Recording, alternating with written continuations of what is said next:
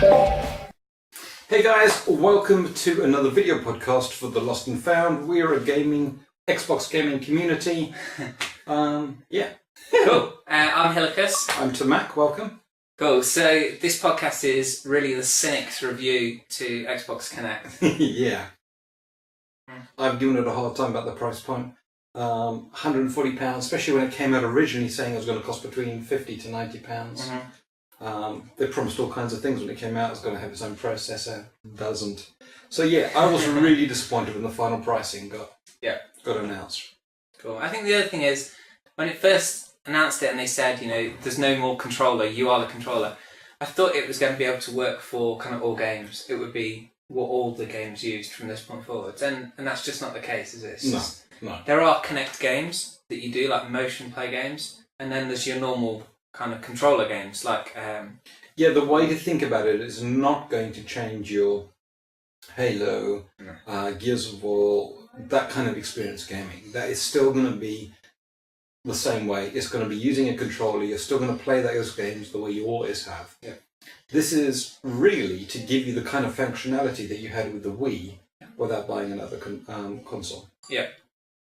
So looking at it like that, I think that's the way we're going to review it today. Looking at it as almost adding on capacity. I can't have any more of these. Capacity to the Xbox. I did go out and buy one. I don't know how I justified it, but I did. There. First impressions. It's a lot bigger than what you expect. I didn't think it was going to be this big. I don't know about you. So it's got 3 lenses in the front here. Yeah, you'll see it's got a high-def camera, a low-def camera, and an infrared camera. I'm pleased I got it. I got it for £130. Not a bad price at Game Station, I think it was.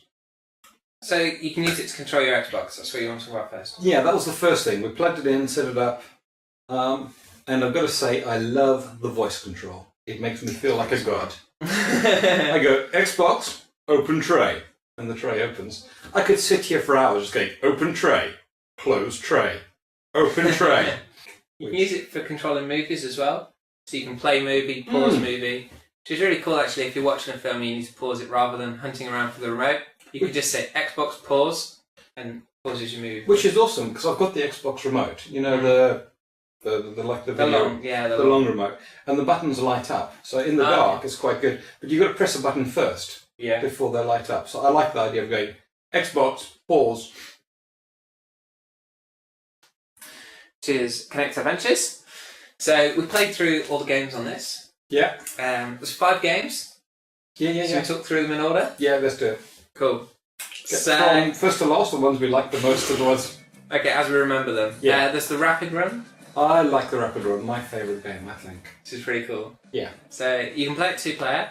You both stood in a rubber dinghy. Mm-hmm. And basically your controls are you've got to lean left, lean right, and jump at the right time. So there's less in it. Guys, I know it sounds kind of lame, and probably if you've had 1 or 2 crabbies, you'll enjoy it a lot more. But it's actually fun. That one is pretty fun. It is actually fun, and it's a kind of game that the girls got involved with as well. Yeah. Where the girls here, they were kind of watching us when we got it out. And we got them involved, we got them to try, and they were enjoying it. Yeah. So, yeah, if you're a hardcore gamer and your girl's giving you a hard time about all the gaming, this might be a way to gently introduce her into the fold and get her into it. This is definitely a real fun game for people who don't play video games and they're not used to the coordination of playing games. Yeah. Because there's not a lot of control in it, but it's quite an engaging gameplay as well. It's quite fun, quite fast. Yeah, I enjoyed it. It's quick to pick up. It's just lean right, lean left, collect coins. Yeah. It's the game start is very old-fashioned. The only thing that's new is that you're jumping up and down and leaning left and right. Yeah, that's pretty cool. Yeah.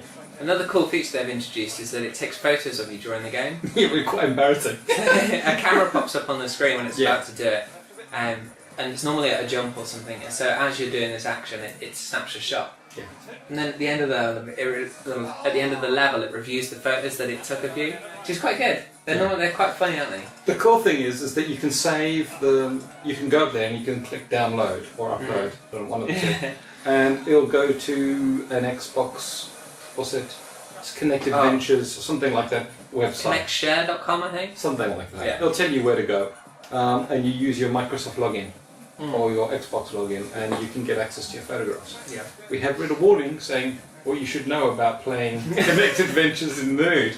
I would not recommend it, especially with all the jumping around that happens. Cool. So other games, the rafting was really cool. Yeah. I think. Should we talk about the other really cool one? Yeah. I really like the one where I don't know what it's called, but you're racing down the track and you have to keep dodging things. I didn't. Yeah, that was definitely my second favourite. Like holding onto the rails. Yeah. And pull yourself forwards. Yeah. And you've got something you've got to dodge under. You've got something you can jump over. Then move to the left and move to the right. And also the coins make different kind of shapes. So you got to kind of move your arms around to get as many coins as possible. And you jump to make the thing go faster. Yeah. So you got to kind of balance it between jumping to go faster and still being able to dodge the obstacles. That one was like really exhilarating. And what's cool is when there's two player, you're actually racing against each other. Yeah. Which is very cool. I really like that game. So we've got the dodgeball style game. Yeah, I struggled with that one a bit. Yeah. Personally, yeah, I didn't find the timing was kind of spot on.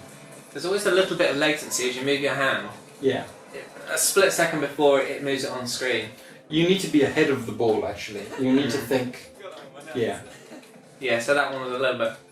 But saying that, after we played it a couple of times, it got better. Yeah, and we're going to get better. And I imagine a single player is probably a little easier as well because you've got the whole space to yourself. Yeah, got a little bit more control going on there. Yeah, it wasn't bad. So, yeah. What else we got? There's the flood one, the way you're under the water and.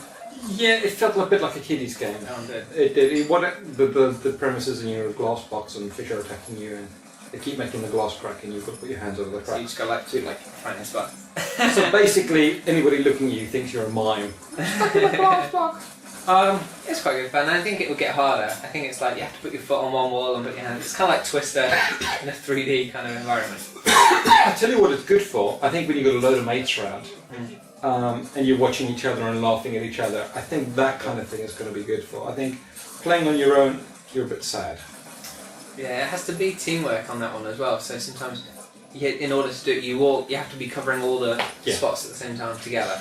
So the other are against each other, whereas that one's kind of like you're playing together. Yeah. I'm trying to remember how many games have we done now? 4. Yeah. We've done the ball one, the rapids. There's one more, can't remember what it is. We've done the jumping one up the way. Gotta be a good one then. Oh, the one you got to flap in space. Oh yeah, that one's quite cool.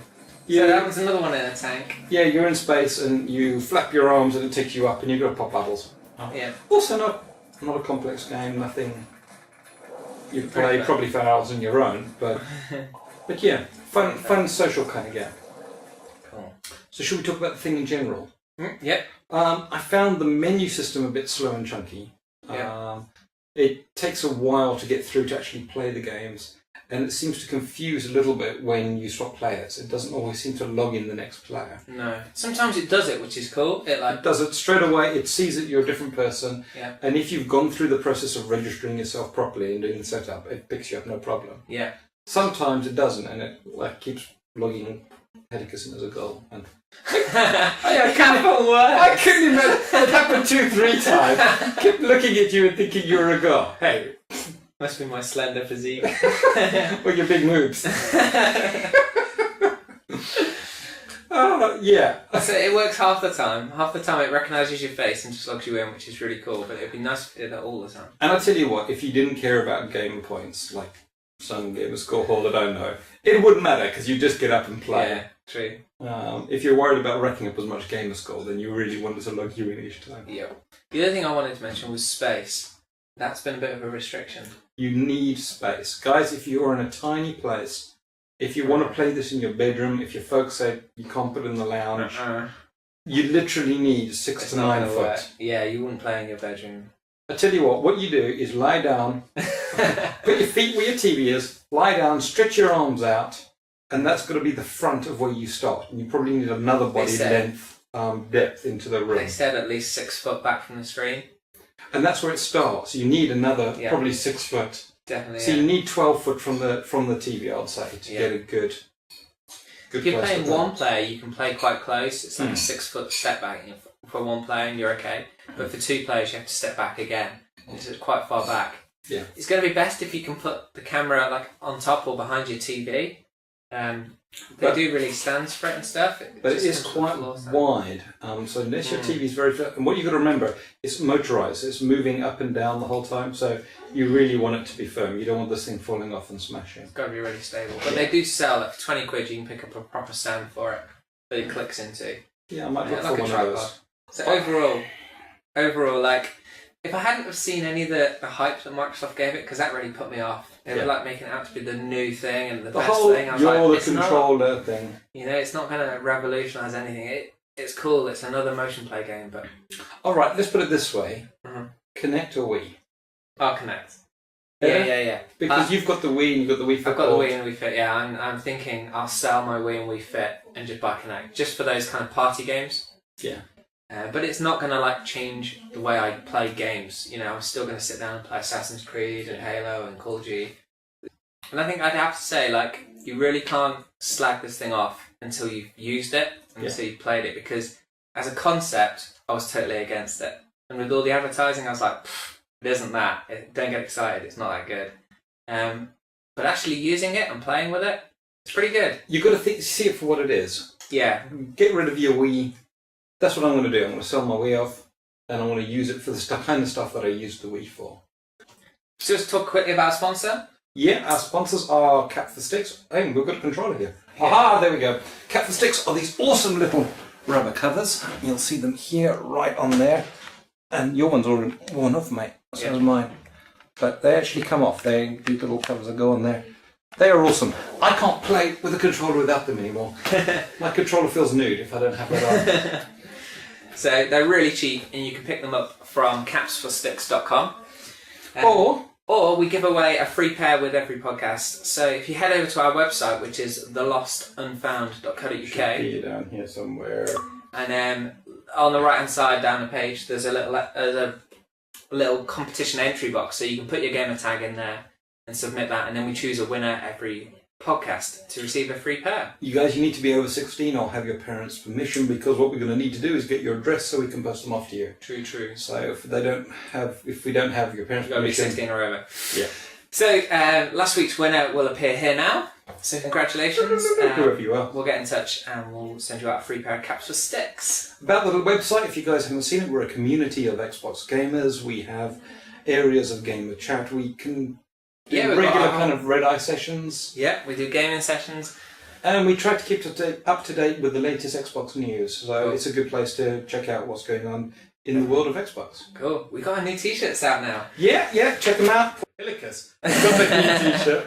I've got the old one still, which is no longer available. Now collector's item.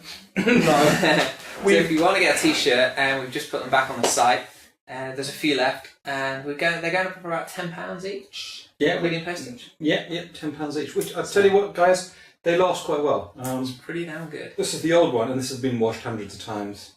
And we had actually somebody comment the other day, they've washed theirs 8 or 9 times and the colour hasn't faded and it's looking good. Yeah. I actually really like the new logo because it's a controller and people know what you're about. Yeah. Whereas I designed the old logo and I thought it was kind of funky, but you did the new one and it's better. Well, it kind of shows you're a gamer. I think without people knowing what the site's about, it's quite cool. Yeah. So if you're an Xbox gamer, join the site. Yeah. And it's not just people either. We will post to the US for the same price. Yeah, we've got people in Australia, New Zealand. Cool. So it's all PayPal on the site, so if you want to buy on there, it'll kind of convert to your currency for you automatically, and there's no extra charge. Mm-hmm. Cool. I think that's everything. Yep. That's been a quick one. So if you're a gamer, head over to our site and sign up for a free gamer profile. Join us for chat with the other guys on there. Join us for Red Eye sessions sometimes. We're very into Halo, Modern Warfare 2. Cool. I haven't got Black Ops yet, but we'll have to do something about it. Some of guys have. Christmas is coming. Indeed. But then there's holidays are coming. But there's also Brotherhood. Both on the list. Oh, so we've got some more Kinect games as well, so we're going to do separate reviews for those, so check out our other videos too. Alright guys, cool. Great seeing you. Bye. Cheers.